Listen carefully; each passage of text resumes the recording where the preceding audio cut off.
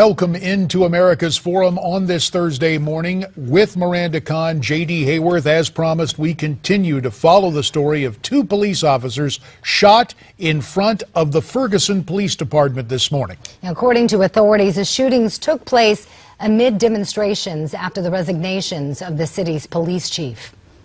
At midnight, the crowd was starting to break up. In fact, several of the officers had left the area. And to the immediate northwest of the Ferguson Police Department, several shots were fired, at least three, and two officers were struck. A St. Louis County officer was struck in the shoulder, and a Webster Groves police officer was struck in the face. Joining us now, Tom Ruskin, former New York Police Department detective. He is joining us via telephone and via Skype. One of the managing editors for Newsmax.com, Alina Hernandez. Tom, we're still trying to piece this together. Is it fair to even say at this point these officers were attacked for simply being in uniform? I would imagine that that would be a fair statement to say. There's no reason other than that someone would have targeted those officers who were protecting the city as well as the police department, and making sure that people's constitutional rights were observed as they had a right to do, demonstrating in front of the police department last night. But this is what police officers do every single day around this country.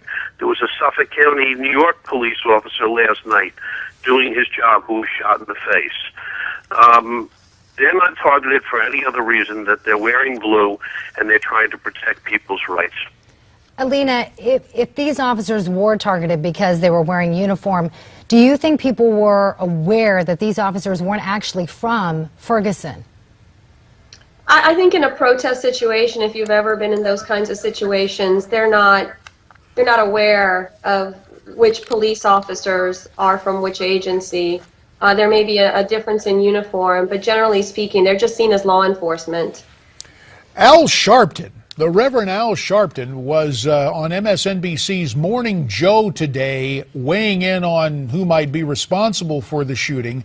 Let's listen to what he had to say. Now, we don't know whether we will find out later. Let's be real clear. We're not saying the protesters had anything to do with the shooting or not. We don't know. But absolutely unequivocally, no one that I know involved in the protests or the Brown family would condone shooting at police, shooting police, and hopefully these two policemen or any other violence. So, Tom, Al Sharpton, the guy who was so willing to attribute the most base of accusations at a law enforcement official in the shooting of Michael Brown, says, oh, back off here. We don't know that protesters actually fired the shots. Your thoughts on Reverend Al's statement? Well, I don't agree with Al Sharpton very often, but I have to agree with him here. I don't think anyone in the Brown family or in the Sharpton camp would condone a shooting of any police officer anywhere. It's not the means to the end. So I think that they were targeted because they were in blue. To your other guest's point, I do agree that, people just who want to target a police officer at a demonstration would only target the fact that someone was in uniform and not know who they're shooting or what department they're from, especially in multi-department demonstrations where you have police officers from other departments. Alina, we have to ask you, what do you think about Al Sharpton's comments? Well, I think that he's been talking to the Brown family. The Brown family has always maintained that they were in favor of peaceful protest, that they were in favor of, peaceful change. They have repeatedly come out and said, despite their disappointment in some of the decisions of the grand jury report, even the Justice Department, they've always said, we want peace. We want peaceful resolution and a peaceful means to changing the system. So I would tend to agree with him, and I recognize that this family they're in the spotlight by the mere circumstances of what happened, but not necessarily because they're condoning violence against police. Just one thing about that, there were so many different reports. If I'm not mistaken, Tom, and you can correct me, didn't Michael Brown's stepfather say that he wanted to, quote, burn the town down?